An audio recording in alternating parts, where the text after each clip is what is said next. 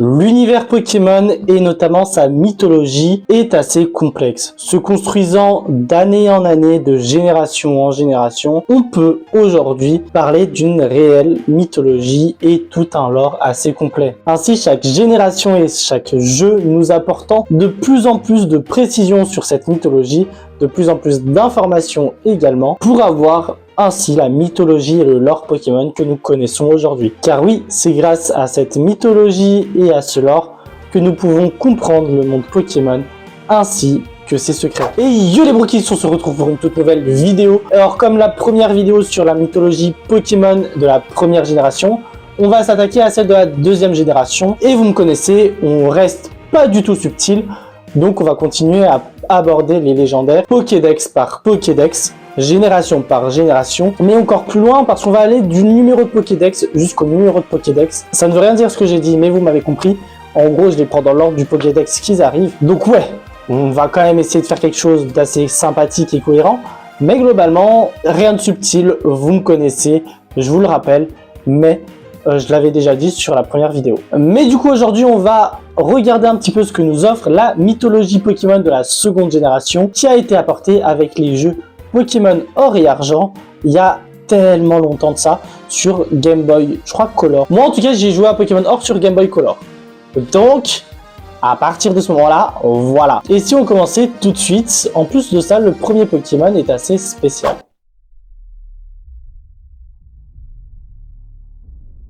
Ouais, bon, je sais concrètement, les prochains Pokémon, c'est pas réellement des Pokémon légendaires. Mais ils sont tellement liés aux Pokémon légendaires que je suis obligé de parler de ces Pokémon-là. Et c'est là où tu vas me demander de quel Pokémon je parle. Bah, c'est les Zarbi qui ont quand même une existence assez particulière parce qu'on a 26 formes de Zarbi qui tous ressemblent à l'alphabet en incluant le point d'interrogation et le point d'exclamation. Et vous vous en doutez, les Zarbi sont à l'origine de l'écriture. Alors, pourquoi? Alors, c'est tout simplement grâce à Giratina. On dit que Giratina a apporté quelques connaissances aux hommes, et notamment l'écriture. Mais comment est-ce qu'il a fait ça? Il s'est tout simplement servi des Zarbi pour leur montrer comment écrire. Donc ouais, je vous l'ai dit, en soi, les Zarbi ne sont pas des légendaires, mais vu qu'ils sont intimement liés à Giratina, bah j'étais un peu obligé d'en parler, sachant qu'ils font leur apparition en seconde génération. Je pense que je vous en reparlerai quand même lors de la mythologie de la quatrième génération. Petit aparté là-dessus. Maintenant, on va s'interroger aux vrais légendaires. Et en regardant un petit peu mes notes, je crois que j'en ai oublié un, donc je vais aller vérifier un petit truc vite fait.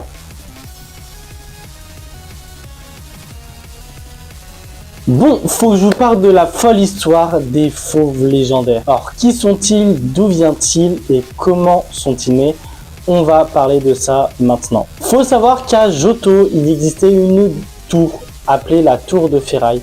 Sauf que malheureusement, cette tour a tout simplement subi un incendie. Comme un malheur ne vient pas seul, cet incendie a amené la mort à 3 Pokémon.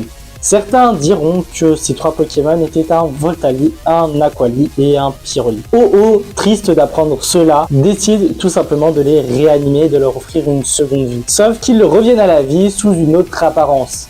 Ils ont en quelque sorte évolué. C'est ainsi qu'est né Entei, le fauve de feu, Reiku, le fauve de la foudre, et Suicune, le fauve capable de purifier l'eau. On peut clairement dire que du coup, Oh est un peu les parents, un peu les padres de ces 3 fauves légendaires. On dit qu'ils ont tellement de mal à canaliser leur énergie qu'ils sont voués à protéger le monde tout en la parcourant en continuité. Ouais, en gros, les fauves, ça va à fond, ça va sauver du monde, mais ça ne s'arrête jamais. Comment est-ce qu'ils font? Perso, je ne sais pas. Mais en tout cas, j'ai le souvenir qu'ils étaient assez compliqués dans les jeux à capturer, notamment dans Heart Gold Soul Silver, parce qu'ils se déplaçaient beaucoup. Donc ça représente assez bien les fauves légendaires.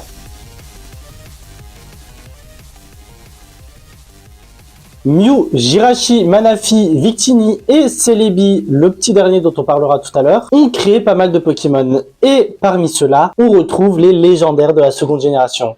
Qui sont-ils? Eh ben, on va aller sur la représentation du jour et de la nuit. Le Pokémon d'or, Oh, et le Pokémon d'argent, Lugia. On dit même que ces deux Pokémon permettent la rotation de la Terre à force d'errer et de tourner autour de celle-ci. Et c'est justement pour ça qu'on les associe au jour et la nuit, parce que c'est grâce à ça que le jour et la nuit existent dans le monde.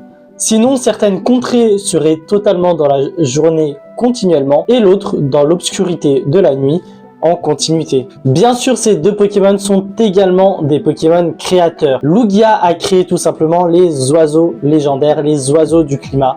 Donc c'est à lui qu'on doit Articodin, Elector et Sulfura. Pour avoir plus d'informations, bien sûr, je te laisse aller voir la première vidéo sur la mythologie de la première génération parce que c'est là-dessus que j'en parle plus en détail. O, quant à lui, va réutiliser le modèle de création de Lugia, sauf que il va utiliser un massacre, celui des fauves légendaires, pour créer Entei, Raikou et Suicune. Ces trois fauves légendaires, ces trois bêtes légendaires, qui ont pour rôle justement la protection du monde en le parcourant. Mais bien sûr, ce ne sont pas les seuls Pokémon qui vont créer, parce que qui dit jour et nuit dit lumière et obscurité. Et c'est de ça que vont naître deux Pokémon légendaires, enfin un Pokémon légendaire et un Pokémon fabuleux.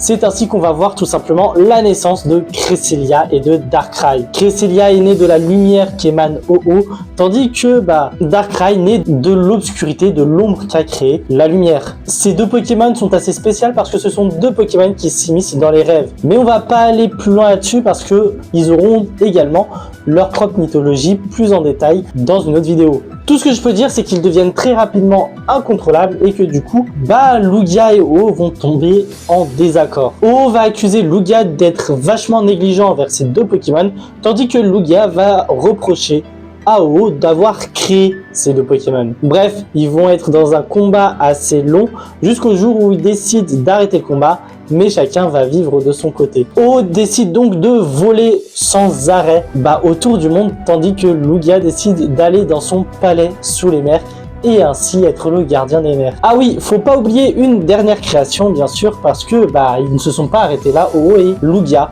Alors on dit également que ces deux Pokémon légendaires ont créé les Pokémon génies. Or qui sont-ils? On en a 4, ce sont tout simplement Amovenus, la dernière petite arrivée, Fulguris, Déméteros et Boreas, qui a priori représenteraient les saisons de l'année. Mais encore une fois, on les verra plus en détail dans une autre vidéo mythologie Pokémon. Bref, assez de choses là-dessus, pas mal de choses sur O et Lugia, mais c'est vachement intéressant cette petite dualité qu'il y a au final, le jour, la nuit, la lumière, l'ombre. Ça paraît quand même assez logique au final quand on y réfléchit, mais c'est vachement intéressant. Mais est-ce qu'on en a terminé avec les Pokémon légendaires de la deuxième génération? Non, parce qu'il y a encore un Pokémon fabuleux qu'il faut qu'on traite.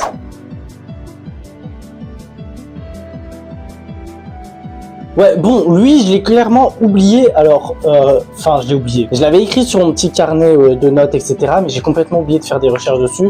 Du coup, je l'ai fait en vite fait. Heureusement qu'on a une partie de son histoire déjà dans la première vidéo. Et j'en parle aussi. C'est pour ça que je vais également faire un petit raccourci et ça sera pareil pour les autres. Mais rappelons-le, Mew, Jirachi, Celebi, Manafi et Victini sont les créations d'Arceus, Dialga et Palkia. Ces 5 Pokémon représentent les 5 points cardinaux, donc le centre, le nord, l'ouest, le sud et l'est. Ça, on l'a déjà vu sur la première vidéo sur la mythologie Pokémon de la première génération. Donc je te laisse voir ça pour l'aborder de manière plus tranquille entre guillemets, puisque là j'y suis vraiment allé très vite. Ces 5 Pokémon ont créé Kyogre, Groudon et Rayquaza, mais surtout ce qui nous intéresse, parce qu'ils ont également créé Lugia et O. Tu vois pourquoi j'en parle aussi? Ah oui, ils ont également créé les humains, mais ça c'est également autre chose. Bon, maintenant qu'on a fait le tour de Celebi et de ses copains, restons plus sur Celebi. Alors Celebi est un Pokémon légendaire qui ne représente pas quelque chose de concret, mais plus une idéologie, entre guillemets. J'aime pas le terme d'idéologie, mais je trouve pas le terme exact pour vous l'expliquer. Je dirais plus un concept, voilà. Mais Celebi représente la voie de la forêt. Globalement, si une forêt se l'avale, Celebi va pas très bien non plus. Et je trouve que le film 4 de Pokémon le montre pas mal là-dessus, donc c'est assez sympa. Et tout comme le film 4, Celebi a quelque chose d'assez intéressant, c'est qu'il peut voyager dans le temps. Et là-dessus, c'est également pas mal parce que du coup, il peut s'adapter entre guillemets aux époques et s'il se sent menacé, il peut tout simplement aller d'une époque à une autre. Voilà un petit peu pour Celebi, c'était assez rapide parce que du coup, on a vu la majorité des choses avec Mew lors de la première vidéo. on a un petit peu fait écho dans cette vidéo également lorsque j'ai parlé de Ho-Oh et Lugia, vu que c'est leur création, enfin c'est la création de Celebi et de ses compères. Mais voilà, pas grand chose en soi autour de Celebi à part ça, enfin j'ai pas trouvé grand chose et je vous avoue que je viens de le faire en vite fait entre deux rushs, mais j'ai utilisé les mêmes sites que j'utilise pour les autres Pokémon légendaires, en prenant le temps qu'il faut également. Donc globalement, pas grand chose. Voilà, je me répète, mais je vous le redis. Et maintenant, on va partir sur la conclusion de cette vidéo.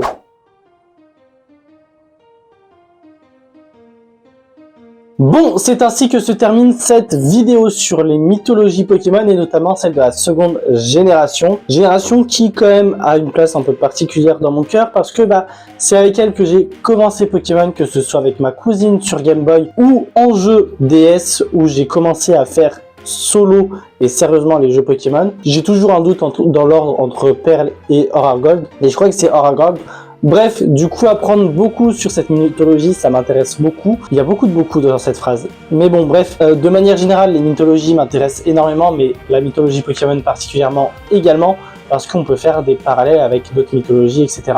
Mais c'est pas le sujet. En tout cas, comme d'habitude, je te laisse l'intégralité de mes réseaux sociaux dans la description, notamment deux liens Tipeee, une pour un display de cartes Pokémon et l'autre l'aide financière avec quelques exclusivités. Donc voilà, tu peux toujours m'aider financièrement là-dessus. N'hésite pas également à t'abonner parce que vous êtes énormément à regarder mes vidéos mais pas beaucoup à être abonné. N'hésite pas à commenter pour me dire quel est le Pokémon légendaire que tu préfères dans cette génération, ça m'intéresse également toujours. En tout cas, je te laisse aller voir d'autres vidéos Pokémon sur la chaîne, voire même des vidéos manga si tu es fan de manga également. Bref, nous on se retrouve très bientôt. À plus, c'est Brookist.